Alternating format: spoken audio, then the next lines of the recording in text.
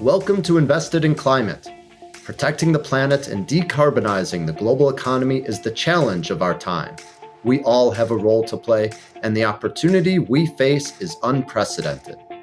Invested in Climate aims to help people do more to address climate change through their work, investments, lifestyle, and activism. I'm your host, Jason Rissman.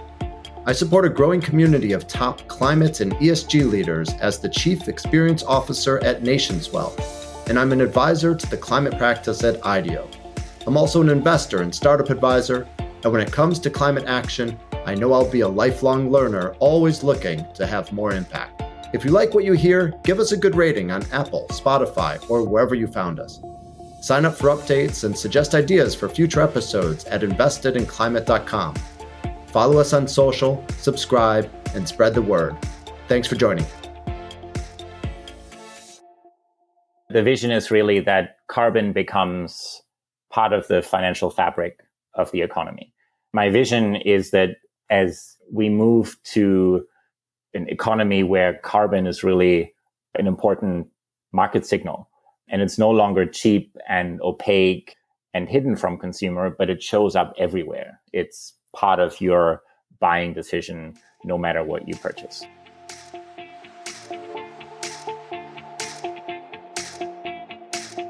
Hey folks, today's episode focuses on sustainable consumption. I know what you're probably thinking, that the climate crisis requires systemic change and that shifting consumer behavior is slow, it's difficult, and it simply won't add up to enough in terms of the emissions reductions we need. And I agree, sustainable shopping isn't enough, but it's still essential. Demand for climate-positive products help accelerate new markets. And when consumers see that their choices matter, it influences what they work on, invest in, and vote for. Over the years, there have been many attempts to get consumers to go green. But today's guests have novel approaches that are gaining real traction. Jean-Louis Warnholtz is the co-founder and CEO of Future, a recommendation and rewards engine driving sustainable purchasing. And Amandine is the head of product at Back Market, an online marketplace serving the fast-growing interest in refurbished technology. We talk about both of their companies, how they got started, how they're saving consumers money while protecting the environment, where they're headed, how AI is helping, how refurbished goods have become a new category, the potential for everyday people to transform our economy, and much more. Lots to learn and think about in this one. Enjoy. Jean-Louis, Amandine, welcome to Invest in Climate. So glad to have you both here today. Thanks for having us. Thanks so much for having us. Great. Where are you both dialing in from today? I'm based in Paris, so right now I'm in France, and it's a gloomy end of afternoon here. And a beautiful day in San Francisco. Well, welcome to the show. Glad to be covering two continents and have both of your perspectives from where you're dialing in. There's so much to talk about, and really we're here to talk about the impacts of lifestyle choices and consumer decisions on climate change and the potential for aligning consumer spending to climate goals. Before we dive into the nitty-gritty, let's learn first a bit about both of you and what brings you here today. Jean-Louis, let's start with you. Tell us about your company, your role, and the problem you're aiming to solve. Yes, I'm Jean-Louis. I'm the CEO and co-founder of Future. And in a nutshell, Future pays you every time you take actions and make purchases that lower your carbon footprint. When I kind of first set out on a mission to lower my family's carbon footprint, I realized that it's really hard. It's hard to get the information, and the incentives are all pointing in the wrong direction. I was getting a ton of rewards every time I fill up my car or I take a flight, but the rewards for living climate-friendly lifestyles were lacking. And this is what Future is trying to solve. Fantastic. And Jean-Louis, just a little bit about your background. How did you first get involved in working on climate solution like this? To be frank with you, Jason, I was completely ignorant about climate. My kind of passion starting out was to bring more investment and more opportunity into emerging markets around the world, including in East and West Africa. So I spent a lot of time in countries like Kenya, Ghana, and Tanzania. And I realized firsthand about 2 years ago what happens when climate disasters really hit communities. I've seen the drought, I've seen the flooding, I've seen the excessive heat waves. And it was clear to me that everything that I've been so passionate about for so many years was threatened by climate change. And I was looking to make a contribution and do better for our planet and do better for my own kids. Amazing. Thank you, Jean-Louis. Amandine, what about you? Tell us a bit about your company, your role, and how you got involved. I'm the Chief Product Officer at Back Market. So Back Market is the leading marketplace in the world selling refurbished tech. So meaning electronic devices that were given a second chance, a second life with professional refurbishment. So we sell devices like smartphones, iPhones, tablets, MacBooks, and also like small kitchen appliances, for instance. And we operate in 17 countries, so really across the world, based on this promise that it's going to be a good experience to buy refurbished tech with the right quality that you're going to expect with the label and the quality and like the attention we put to quality in a marketplace like us. And it's going to be as well cost effective, obviously. And the most important, it's going to do extremely good on your CO2 impact. At Back Market, again, we operate in many different countries. And my role specifically is to make sure, working on the product, to make sure that we are going to have the best experience when you're navigating our app, our websites, when you have to deal with after sales experience.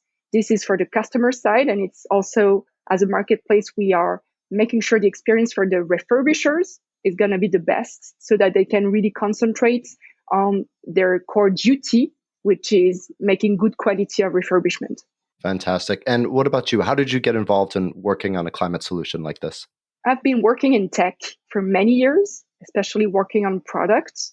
And what I love about working on platforms like that, like a marketplace, is the scale and the impact you might have.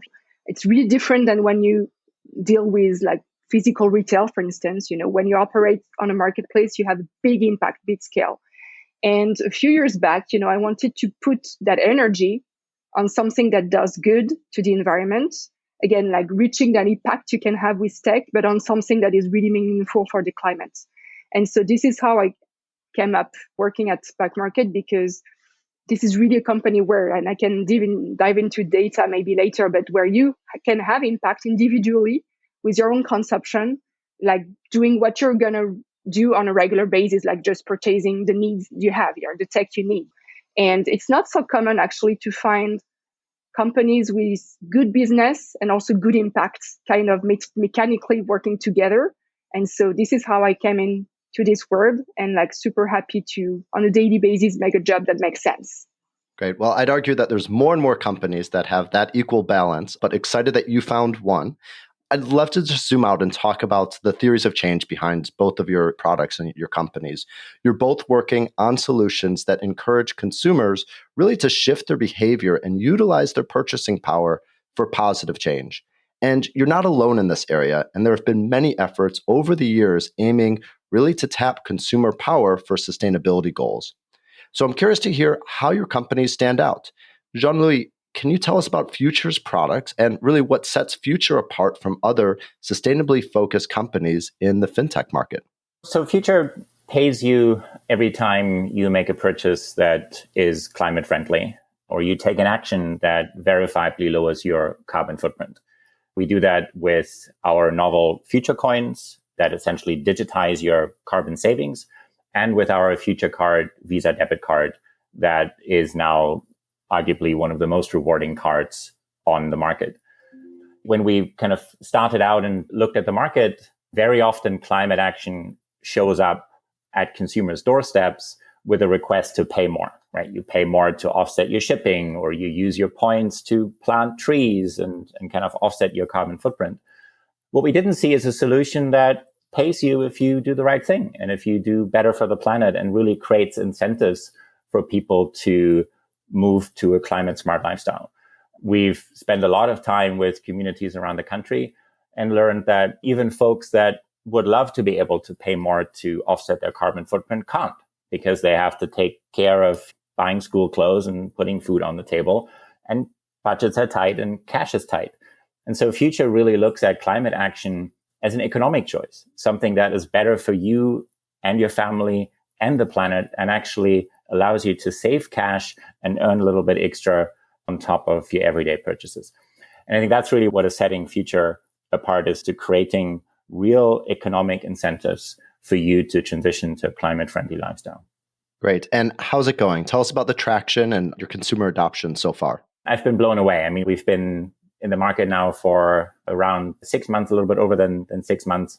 We decided to launch without running any paid ads and threw overboard the kind of heavy ad spend that I think fintech startups often go into the market with, and really focused on our product and viral organic growth. And it's been amazing. We have thousands of members all across the country, many of whom are using Future several times a day. And I think really love the product because it speaks to their lifestyle, both to the impact they like to have on the planet, but also the kind of sense of financial responsibility and financial sustainability that is so important for people around the country right now. I saw that Future Card app was recently recognized as the app of the day by Apple in honor of Earth Day. So congratulations on that. Tell us about that recognition and what it means for the company. Thanks. So first of all, Apple doesn't tell you, right? So you wake up and ta-da, you see this kind of spike in downloads and applications and spending. And it's been, I think, a great recognition for our team. They're all kind of driven by the urgency of climate change and have worked tirelessly to bring a novel product into the market that makes it easier for people to make that transition to a low carbon future. And it's been wonderful to see that recognition from Apple. And it certainly has created a lot of buzz for a Future, which of course I love. That's great. And so adoption has been strong. What has it meant in terms of really having an impact on climate and the environment?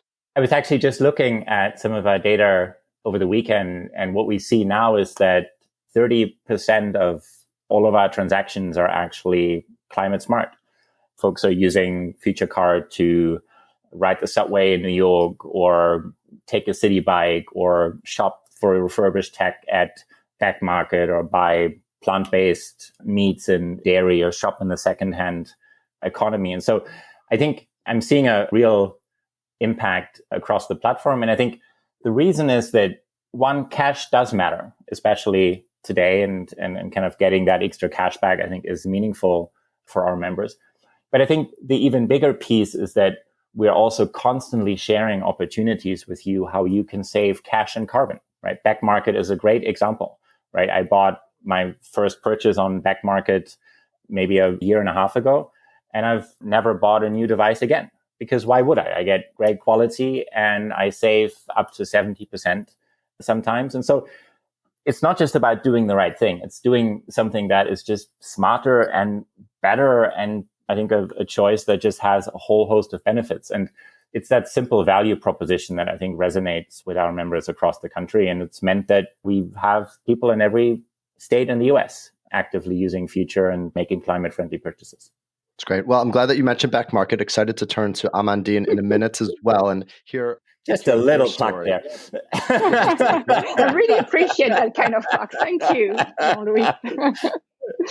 Before we go there, just for listeners that really like to understand how things work, Jean-Louis, give us a sense of what happens behind the scenes. You're collecting data that's able to classify purchases as sustainable or not. So tell us a bit about that. And then how does the reward system actually work? The rewards are simple. You get up to 6% cash back instantly when you shop at about 50,000 businesses that are part of the sustainable economy. We have a team of climate scientists and of kind of machine learning engineers behind the scenes that really look at entire categories like transit, for example, or secondhand shopping, and look at their impact, but that also take a look at individual businesses and look at the steps that they have taken to decarbonize their supply chain and offer recycled products. But I think for our members, the experience is simple. It's a checking account that is FDIC insured for up to $250,000 US. And it's a debit card that gives you rewards every time you shop. Great. Thank you. As promised, Amandine, let's turn to you and let's hear about Back Market's product, its tech refurbishing process, and also how it stands out in the space. That's a good question. And I really like what Jean-Louis was saying about doing the smart choice. Because here at Back Market, we love to talk about empowering a joyful revolution. And this is really how we're going to have impact, right? Because if you're forcing people to change it, they don't want to, it won't work. Simply speaking, it won't work. So we need to find good examples, easy actions to make that will have a good impact on the climate in general. And this will force the change in a positive way. So we are all behind this idea of forcing a positive change to make that very efficient. And this is really what we try to do here at Back Market. So how do we stand out?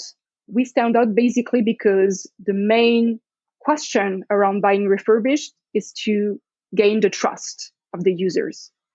The trust that the quality will be here and there's just no factual reason to buy new, because the product you're going to buy in a refurbished marketplace like Back Market will be much better in terms of price. As Jean-Louis was saying, it's up to 70% discount and will be a very good quality. So you can enjoy using your tech and there's no compromise to do on that. So that's the main promise. And how do we achieve that? Well, first is by being a pure player. We are specialized in selling refurbished tech.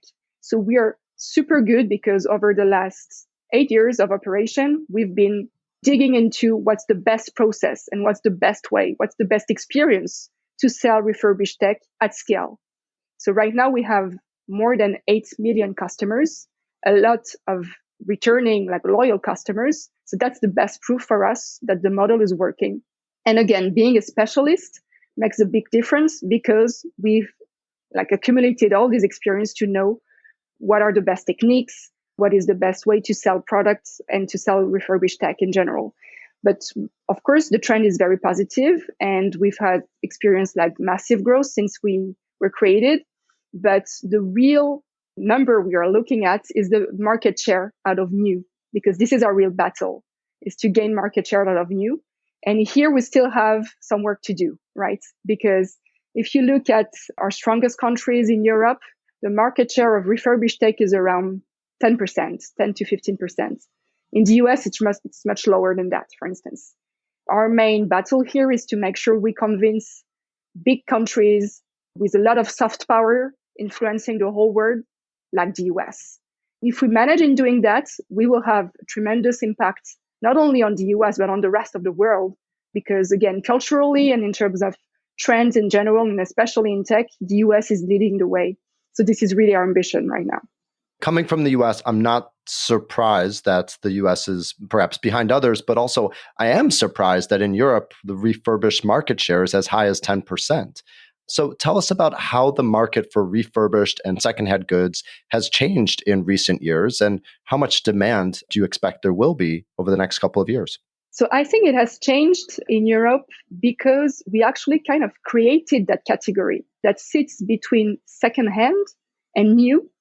And this category has a massive opportunity and massive impact because we can simply do more with what we already have, but it still needs that little processing to repair, to refurbish, to clean, so that you're happy to use it again, right? It's not just secondhand. This is a way better process that ensures the quality. And so that market segment we created in Europe, and now we want to expand it overall and especially in the US.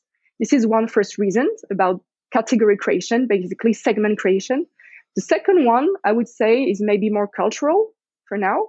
And I would say that the ecological impacts and mindsets and notion that there has to be the concern of everyone is maybe a bit more advanced, I would say, in some part of Europe, and I would say in France too.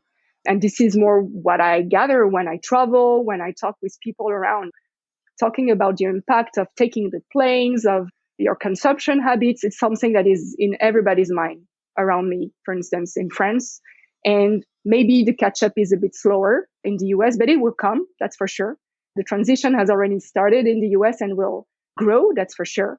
To back that, we also have maybe a lot of involvement from some organizations, some NGOs, even some state agency. For instance, we've developed the whole data set of what is the impact of buying refurbished in partnership with the French government that is working on the ecological transition.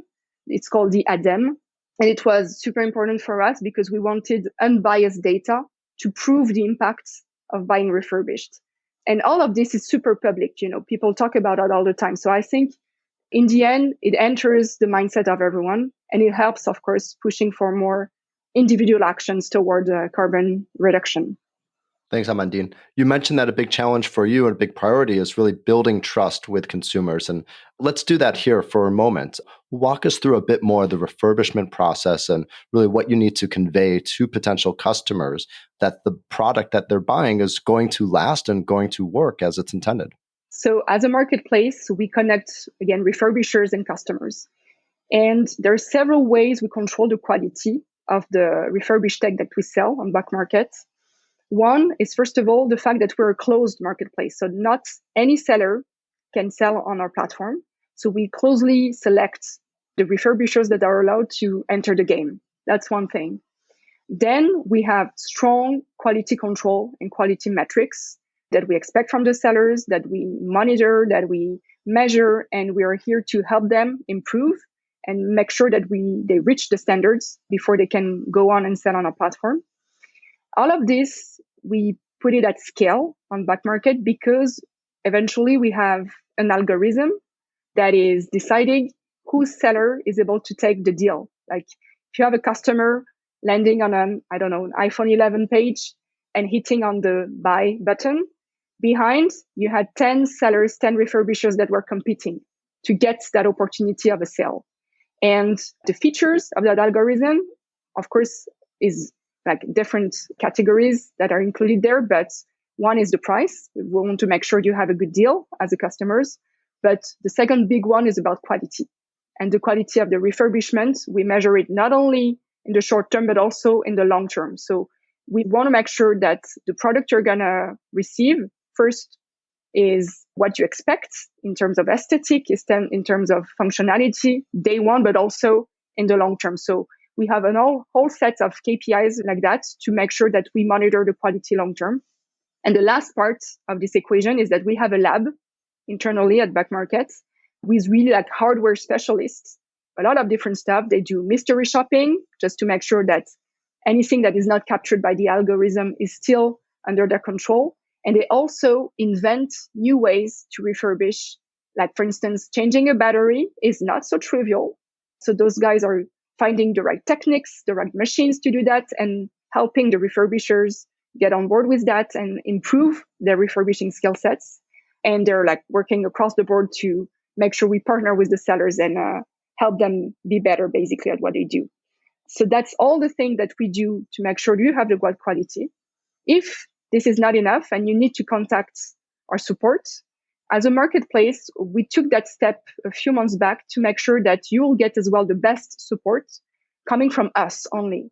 So as a client, if you need to reach out to our customer care, you will not have to talk to the refurbishers, to the sellers. We will handle that 100% at Back Market, which is the best for us experience you can get as a client, because what we want at Back Market is that the client is happy. So we'll make sure we do the right intermediary actions to do what's fair to the customers. Thanks, Amandine. What about the issue of planned obsolescence? There's a perception, at least, that many tech companies don't intend for their devices to last forever, maybe stop sending updates to them, or intend for battery life to fade over time. How do you handle that issue? Yes, you're absolutely right. This is unfortunately still a reality. So what we are working on is, again, to make sure that the right parts are changed or the right elements of a phone are updated to make sure the quality is what the client expects. But usually you don't have to change everything, right? Only a part will make a good product again. And just doing that is like saving so much of raw materials, water, carbon emission, that it's worth it. So that's one thing. Second thing, I think behind obsolescence, there's also this notion of perceived obsolescence. This is more in the mindset of customers, right? So we're also trying to do a little bit of pedagogy here to say, it's okay, maybe you don't need the newest device. Maybe the N-2 is good enough, and by the way, you could buy it refurbished and it will be better for the planet. So we are working both like doing the right changes, but not buying new, and also changing the mindset. And maybe I will add one last thing. Again, as I said, we have a lab. We're trying to help as much as possible the refurbishers do the right job. And sometimes they're facing kind of tricky moments because, for instance, the last example we had is one part of a MacBook, the screw size has changed. Apple did that. And for people who are here to repair and to refurbish, it was impossible to find the right screwdriver just to open it up. And we're helping there. We're making sure communication pass along different refurbishers. We're trying to build a community where people can help just repair. And this is one example as well of where we can have action. As a marketplace, we're kind of in a central place, and we can redistribute information to the best as we can in order for refurbishing to go better. Thank you, Amandine. So Back Market is one of Future's future partners. So I'd love to hear your perspectives on how this partnership works and how it's benefiting both companies. Jean-Louis, would you like to kick us off? So again, for our members, I think we want the experience to be a no-brainer and super rewarding. And so as a member, you enjoy 60, 70% of savings on your tech at Back Market. And then when you pay with your Future card, you get another 6% cash back on top. So it really becomes a great all-around experience for our members. And we've been kind of excited to really build partnerships with a lot of brands in the sustainable economy that are innovating to make it easier for folks to access low carbon products and services. One innovation we launched recently that I'm personally very excited about is actually putting a price on carbon itself, which I think is going to be a big driver as we are transitioning to the low carbon economy.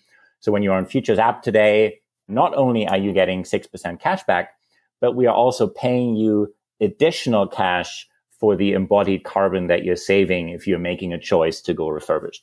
And that's really, really important because often we make choices that are better for the planet.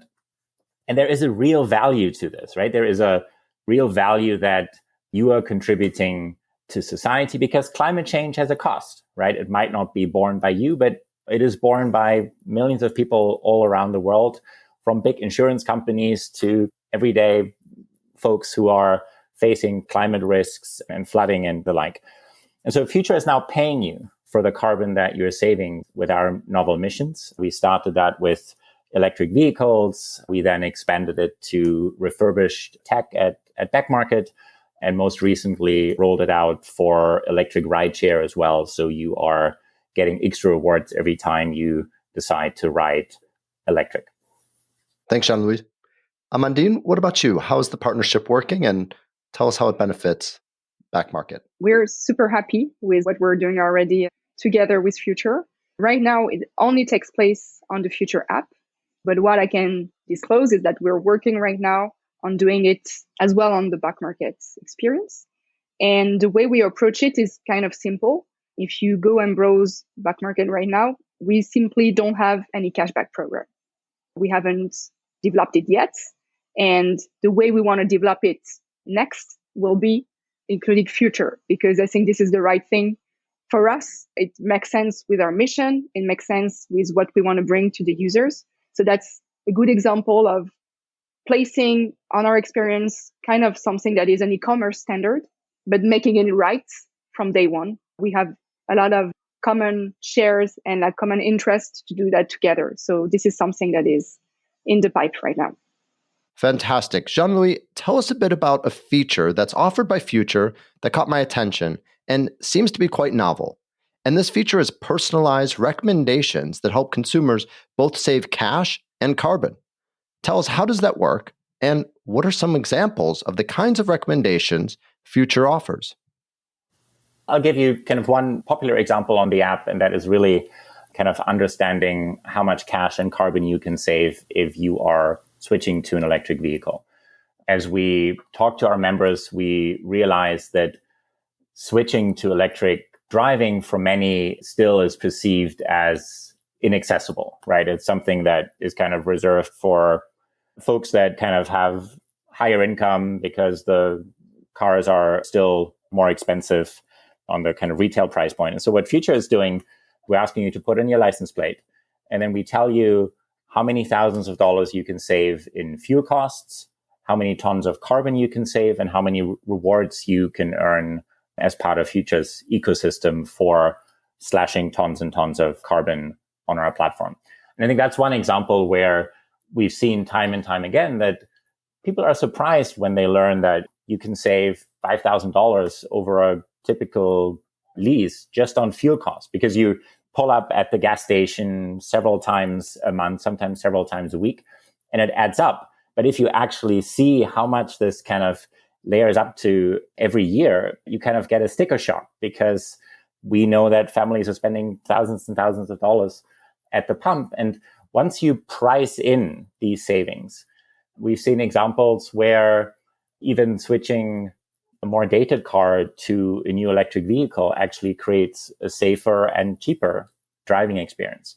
We're now kind of taking this concept to the next level using generative AI. And so we just launched Green GPT on chat.green, where you can ask questions about ways to save cash and carbon based on the city you live in, based on your particular circumstances.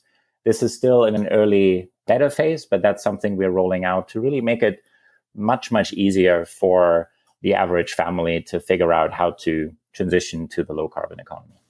That's great. And electric vehicles seems an obvious place to point people. So I'm curious, are there any surprises? That is, are there areas where people are currently spending but could save money and also improve their climate impact that they might not expect?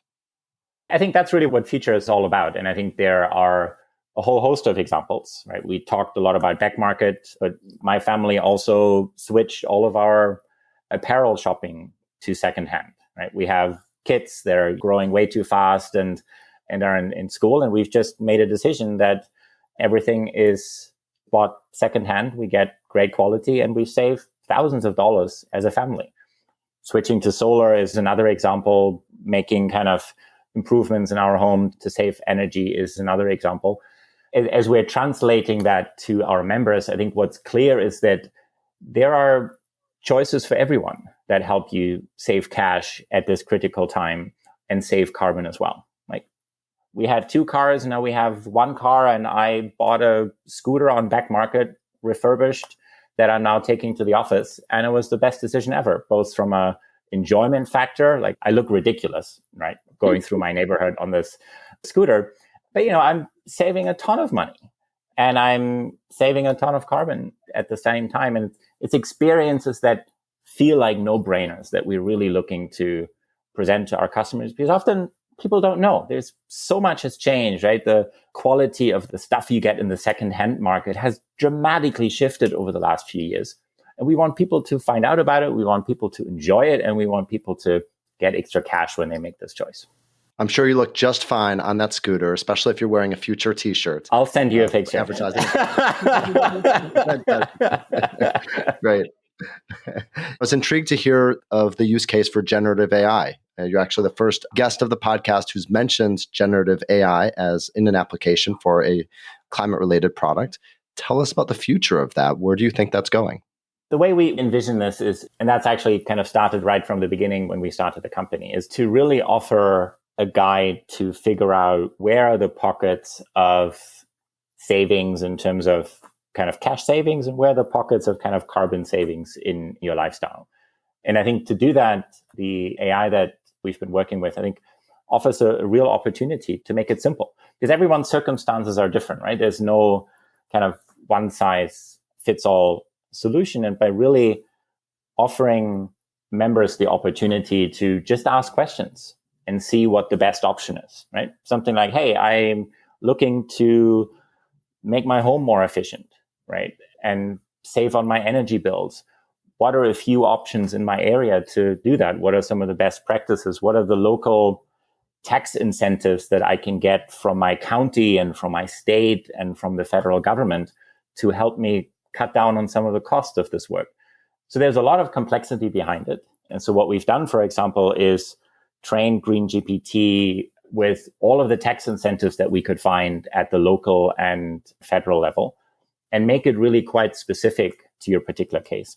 Now, I would say that all of that happens with full disclosures and obviously with the opt-in and buy-in from our members. That's something that I think from the beginning of launching Future, we've kind of taken privacy and really full transparency with our members very, very seriously to ensure that when you decide to share data with us, like your license plate or other information, you do that because we're providing a real benefit and we're not kind of turning around and then kind of using that for other means to advertise to you or do other things. And so I think that focus on privacy that we've had right from the beginning is something that really cuts across the work that we're now doing on AI as well. Amandine, let's turn to you. As head of product at Back Market, you surely have your finger on the pulse of what's next for the company.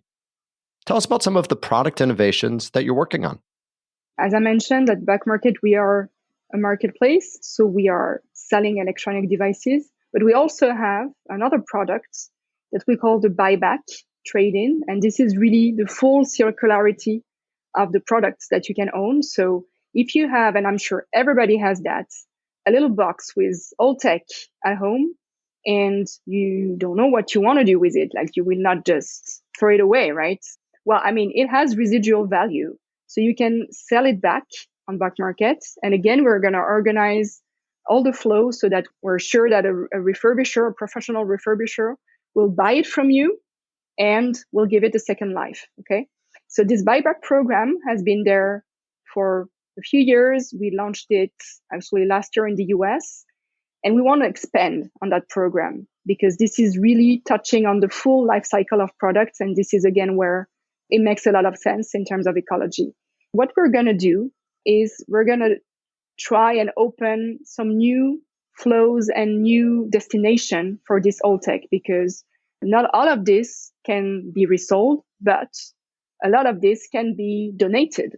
So we're going to make sure that we are partnering with the right charity programs or recycling facilities so that simply no old tech stays at people's home, and whether it has a value so we can refurbish and resell it, or whether it can be reused by someone else or recycled, we want to make sure we have an opportunity for all the old devices.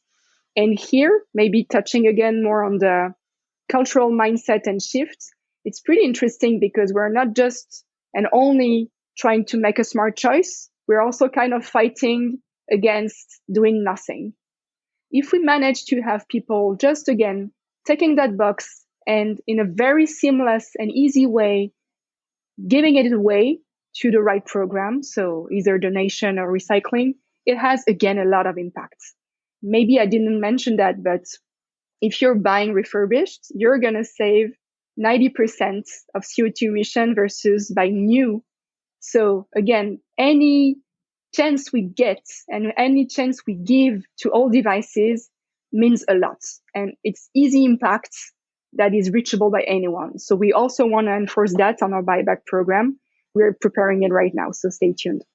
Right now, we've been focused really on the B2C market of selling directly to consumers. Are either of you looking at B2B of working directly with businesses who want to buy refurbished technology for their employees, or who might want to reward their employees for shopping through Future? So yes, we have a team at Back Market called Back Market for Business, and that is doing exactly the same thing, but for corporations. It's funny because the idea came from the data that we observed on Back Market. We noticed that we had companies buying from us.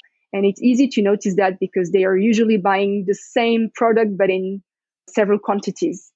And we thought there was an opportunity there. So we actually dedicated a team kind of spinning off the platform to try to concentrate only on the professional aspect of things. It's growing. It's going well. It's a different kind of personas, different kind of expectations, but the same recipe remains: cost saving, better for the planet, and attention to quality, because again, this is what makes the trust goes on.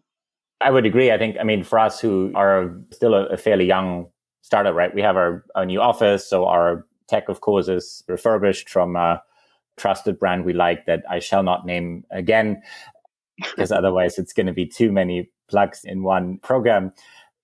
Oh, no, you go for it. Go for it. And the same is true for all the furniture, right? Like, I think there are things that are just so straightforward that companies can do to save cost and carbon. And I think that's another example. What Future is now doing is creating incentives for employees to be part of the low carbon future as well, and create very simple avenues for companies to create an incentive program for their employees to cut carbon in their home with their purchasing decisions and enjoy rewards through Future Card. We're piloting this now with a few companies, and if there are kind of folks listening here, we're excited to really scale this up and create a very simple solution for companies big and small to entice their employees to save cash and carbon, and then really as a community count and see and feel what the impact is in kind of tons and tons of carbon saved across the entire company. I think that's something that we've seen is really exciting and inspiring. Let's close out by hearing your vision, and let's look to 5 to 10 years into the future. How do you envision shopping will be different and more sustainable? And what needs to change to get there? The vision is really that carbon becomes part of the financial fabric of the economy. I mean, that's what Future is busy working on, is putting a price on carbon at checkout everywhere. And so if you purchase something that has a lower carbon impact, you get paid, right? Because carbon has a price. My vision is that as I think across different demographics, across different countries, concerns around the climate challenge are growing at a rapid pace, we move to an economy where carbon is really an important market signal. And it's no longer cheap and opaque and hidden from consumer, but it shows up everywhere. It's part of your buying decision, no matter what you purchase. That would be my vision. And I think I'm seeing kind of really encouraging trend lines that I believe will push us into that direction.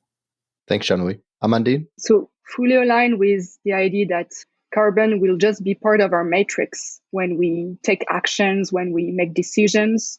I would add that obviously climate change is something that everybody experiences now, so we cannot ignore it.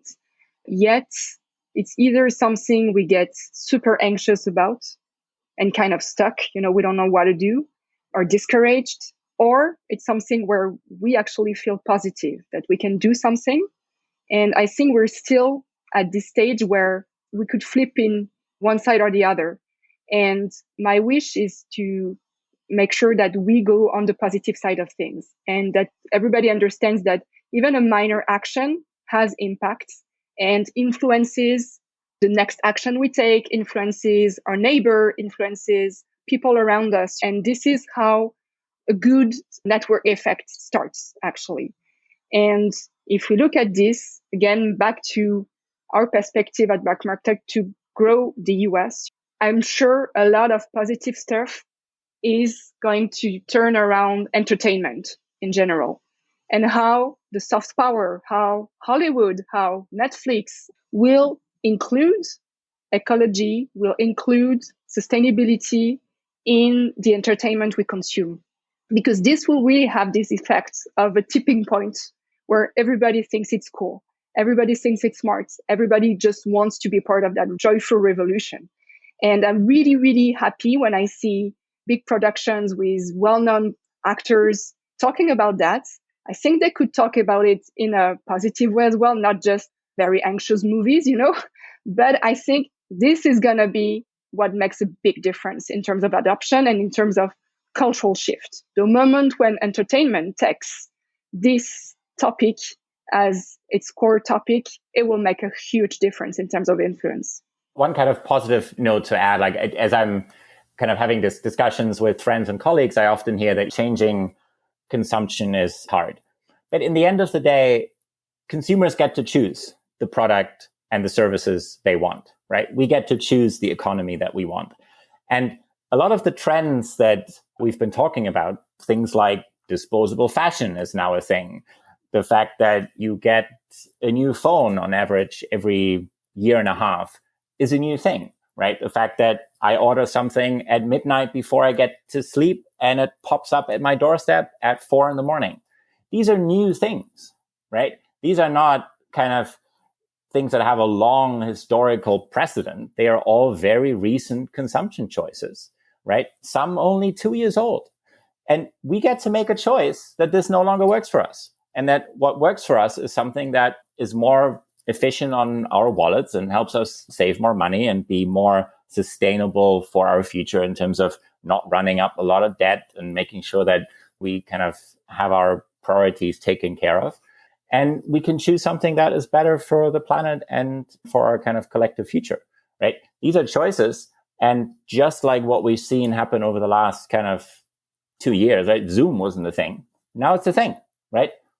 Let's make carbon a thing that pops up everywhere and that impacts our purchasing decisions across the board.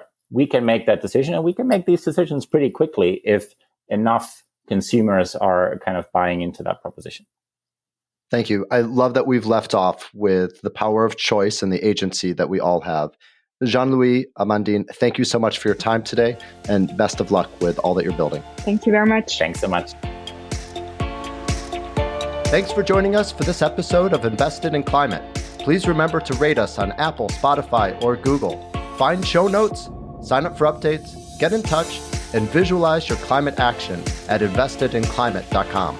This podcast is for informational and entertainment purposes only and does not constitute financial, accounting, or legal advice. Thanks again.